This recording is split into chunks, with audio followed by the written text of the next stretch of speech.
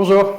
Vous avez réfléchi à votre investissement, vous êtes décidé, ce sera la SCPI, la Société Civile de Placement Immobilier. Ces sociétés permettent le regroupement d'investisseurs particuliers au sein d'une société civile qui acquiert des immeubles pour les louer. L'acquisition de SCPI est un investissement classique qui peut se révéler très efficace pour répondre à vos objectifs. La SCPI est gérée par une société de gestion qui se chargera à votre place de trouver des immeubles, de les louer, les gérer et qui vous reversera les revenus.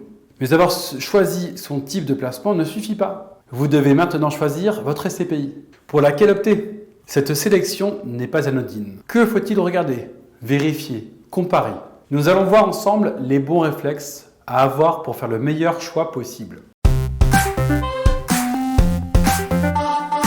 Lorsque vous cherchez à investir dans des SCPI, vous devez avoir plusieurs réflexes concernant sa composition. Le secteur d'investissement. Vous devez regarder sur quel type d'immeuble elle est investie. Des bureaux, des locaux commerciaux, des habitations ou encore des établissements de santé. Plus l'actif est diversifié, plus les risques est mutualisé. Ce qui veut dire que si un secteur est en perte de vitesse, les bureaux par exemple, les autres vont permettre une compensation et éviter une perte de rendement pour la société et donc pour vous. Ensuite, vous pouvez vous attarder sur la localisation des immeubles. S'agit-il d'immeubles en France, à l'étranger? Les immeubles sont-ils localisés dans des grandes villes comme Paris, Lyon, Bordeaux ou des régions dynamiques comme la région parisienne par exemple? Si l'immobilier se situe à Paris, les rendements seront plus faibles, notamment car le coût du foncier est plus élevé. A l'inverse, si les immeubles sont situés en province, vous pouvez espérer recevoir des loyers plus élevés.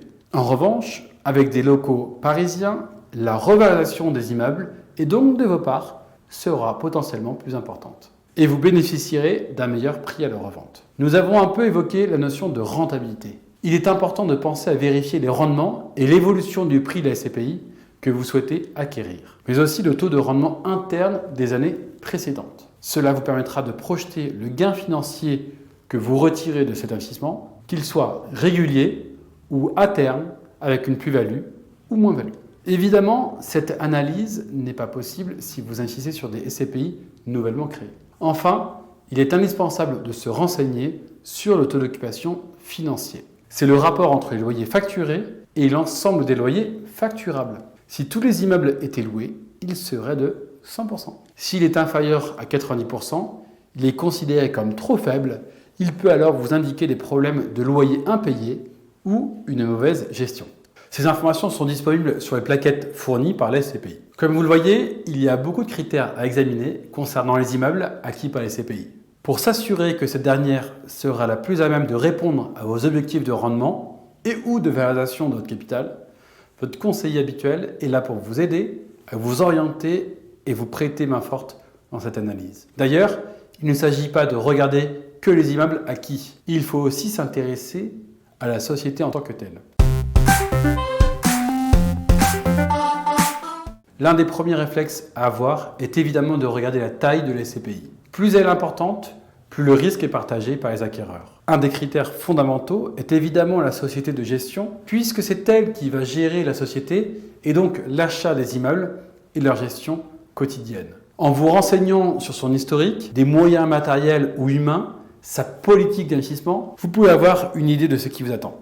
Pour finir, et dans la continuité de ce que nous venons d'évoquer, il est indispensable de s'intéresser à la santé financière de la SCPI.